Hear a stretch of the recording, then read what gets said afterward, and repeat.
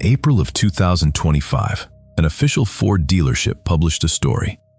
It told the world that the very first automotive recall in history happened because of a plant. Spanish moss. Pulled from the trees of the American South, stuffed into the seats of the Model T, and inside that moss were bugs. There is only one problem with this story. Ford's own archives say it never happened. So why is a Ford dealer still telling it? This is the story of a lie that has been repeated for over a century, and the truth underneath it is far worse. Here is how the story goes. The year is 1915. Henry Ford is building the Model T faster than any machine has ever been built. The assembly line is devouring materials: steel, wood, wool, horsehair. And Ford, obsessed with cost, is hunting for something cheaper. He finds it hanging from the oak trees of Georgia and South Carolina. Spanish moss. It grows everywhere. It costs nothing. It is soft, abundant, and it quite literally falls from the sky. So Ford's men harvest it by the ton, ship it north, and pack it into the seat cushions of the Model T. What Henry Ford did not know, what no northern industrialist could have known, was what lived inside that moss. Chiggers. Southerners call them red bugs. They are not insects.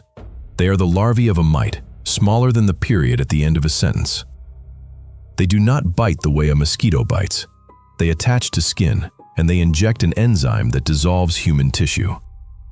Then they feed on what is left.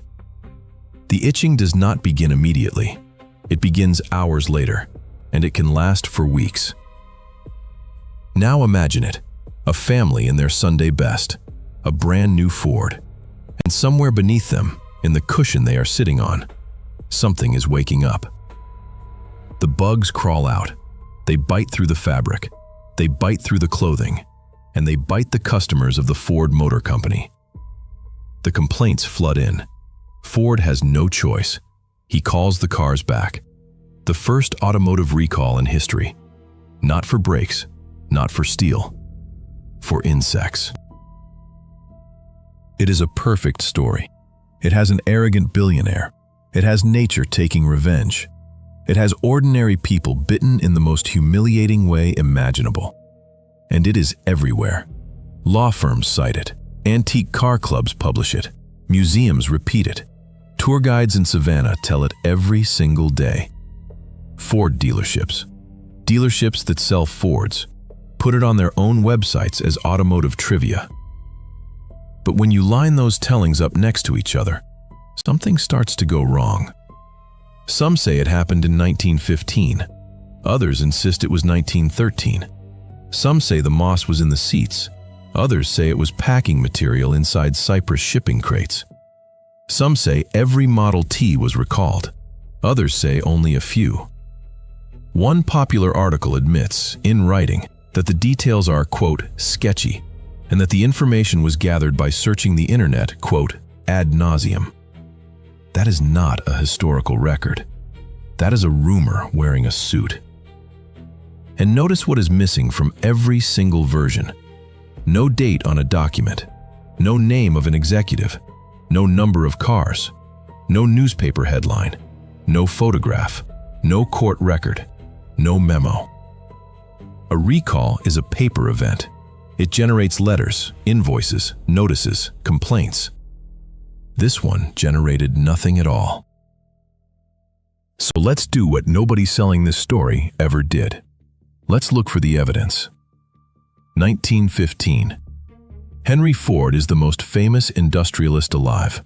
The Model T is the most watched product on Earth. Every move he makes is news.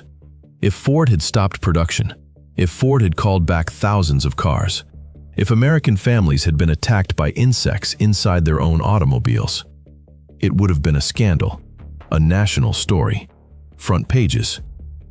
So the archives were searched. The Detroit Free Press, Ford's hometown paper, the paper that covered every cough from the Ford Motor Company. Nothing.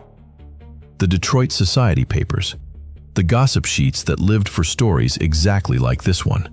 A rich man humiliated, A scandal in polite company. Nothing. The New York Times. Nothing. No recall. No stoppage. No insects. Not one line. Not even in the earliest days of the Model T. And then the search went somewhere it could not be ignored. To the Ford Motor Company itself. Ford's own archivists, the people whose entire profession is remembering what Ford did, were asked about the Spanish moss. They found nothing. Not a memo, not an invoice, not a complaint, not a single sheet of paper. But they did find something else, evidence of what Ford actually put in those seats. Horsehair, cotton, curled pig bristle. That is what padded a Model T, not moss. And there is a second problem, a bigger one. The legend requires Ford to be building cars in the South, close to the moss, close to Savannah. Ford never built the Model T in Savannah. He never built cars there at all. The seats were built in the north, hundreds of miles from the nearest strand of Spanish moss. But let's be generous. Let's pretend the moss made it into the factory anyway. It still doesn't work. Southerners had been using Spanish moss for generations, in mattresses, in pillows, in furniture, in chair cushions, in comforters. And every single one of them knew the rule. You boil it, you dry it, you cure it. Because untreated moss bites, and treated moss does not. The chiggers die in the process. They have to. That is why the entire South could stuff its furniture with the stuff and sleep soundly on it every night. There was an entire industry built on this. Moss was harvested, buried in pits to rot away the outer layer, dried and ginned, processed on machines built specifically for the job. By the time it was sold as upholstery filler, it had been through weeks of processing. Nothing survives that. Nothing. The legend asks us to believe that the most obsessively optimized factory on Earth, the birthplace of mass production, a company that measured labor in seconds, skipped the one step that every farmer in Georgia already knew by heart. So if the archives are empty, where did this story come from? The trail runs cold in every newspaper, every corporate record, every historical document. And then it appears, for the first time anywhere, in 2003. Not in an archive, not in a book, not in a court record. On an internet forum.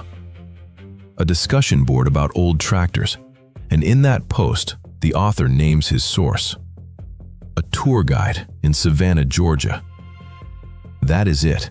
That is the entire foundation.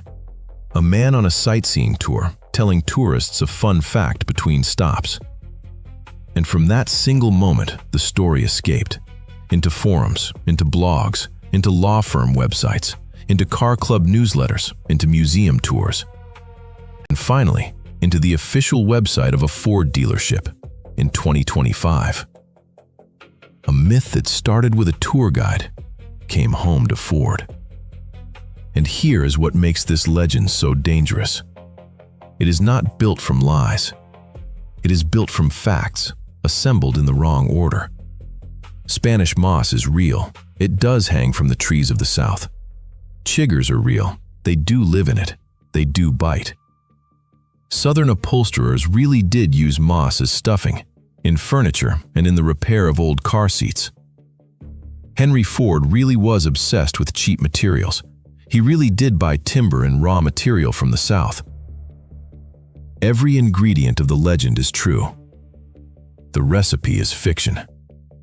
Someone took real facts, connected them in the most entertaining way possible, and the result sounded truer than the truth.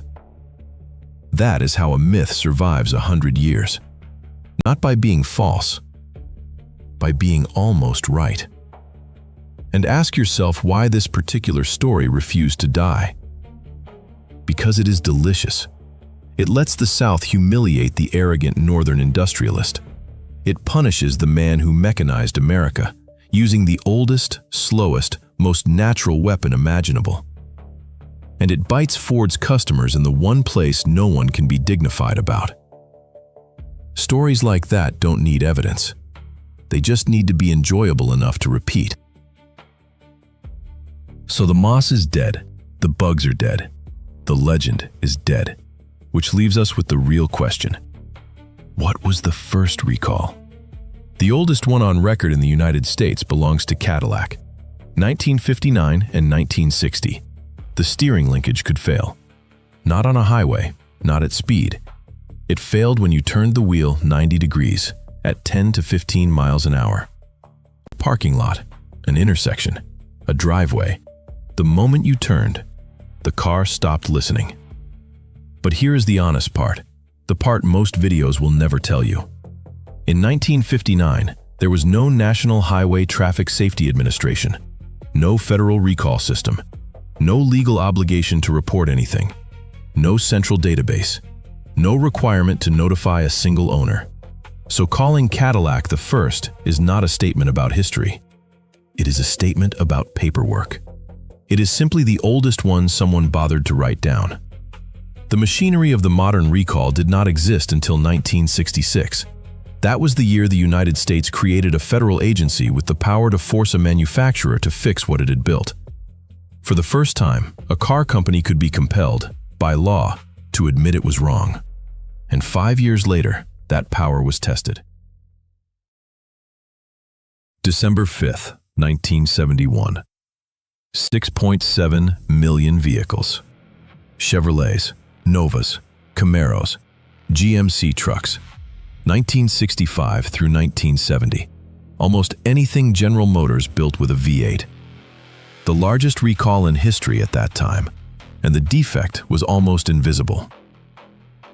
Between the engine and the frame of every car sits a rubber and metal sandwich, an engine mount. Its job is simple: hold hundreds of pounds of iron in place and absorb the vibration before it reaches the driver. It is a compromise. Rubber is soft enough to soak up vibration, but soft means it can tear. These mounts had been used since 1958. For years they were fine. Then came the 60s. Displacement climbed, compression climbed, horsepower doubled. The muscle car era did not just make engines faster, it made them violent. Every acceleration twisted the engine harder against its mounts. The same rubber, far more force. And the rubber began to tear. Here is what happened when it did. The mount breaks. The engine is no longer held down. Under hard acceleration, the torque of the engine rotates it in the chassis, and with nothing holding it, it lifts. Several inches. Straight up, out of position. And as it rises, it drags the throttle linkage with it. The throttle jams, wide open. The car is now accelerating. By itself. And your instinct is the correct one. You go for the brakes. They are not there. Because the same movement that jammed the throttle just tore the power brake lines. No brakes. In the worst cases, the engine twisted so far that it wrenched the transmission out of alignment. You could not shift into park. You could not shut it down.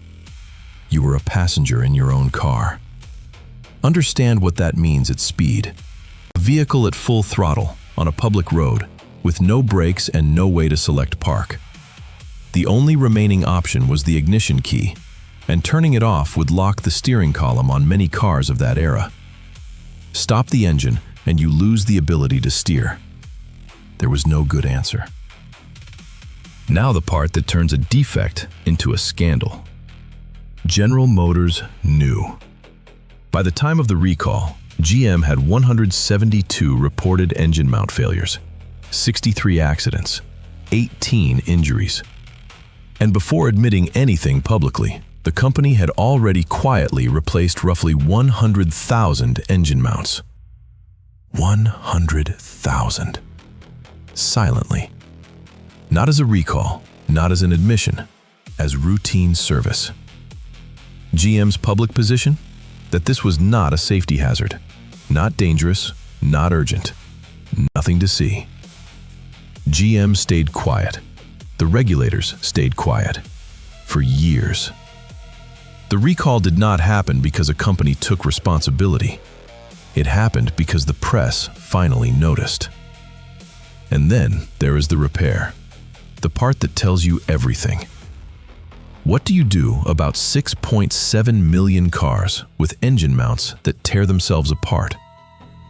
You could redesign the mount, manufacture a stronger one, replace every failed part in every car.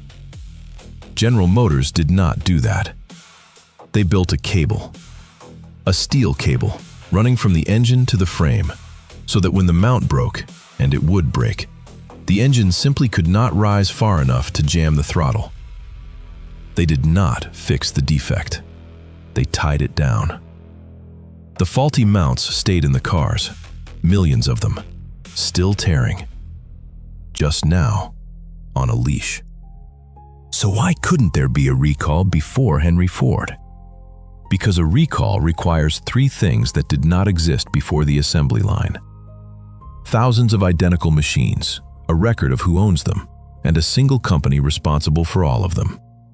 A chariot was carved by one man. A carriage was built by one shop. If the wheel was bad, the wheel was bad, and it was your problem and yours alone. There was no batch, no model year, no serial number, no manufacturer to call. For thousands of years, every vehicle on Earth was unique. A flaw could kill its owner, and no one else. The recall was born the moment humanity learned to build the same object perfectly, millions of times over. Which means it was also the moment a single hidden mistake could reach millions of people at once. The recall is not just an automotive procedure. It is the birth certificate of the industrial world. For 100 years, we told ourselves a story about bugs in a car seat, a tour guide's joke, a myth with no source, a lie so charming that a Ford dealership is still repeating it today. But the truth was never funny. The truth was 6.7 million cars that could open their own throttle and take away your brakes. Machine and myth. Look under the steel.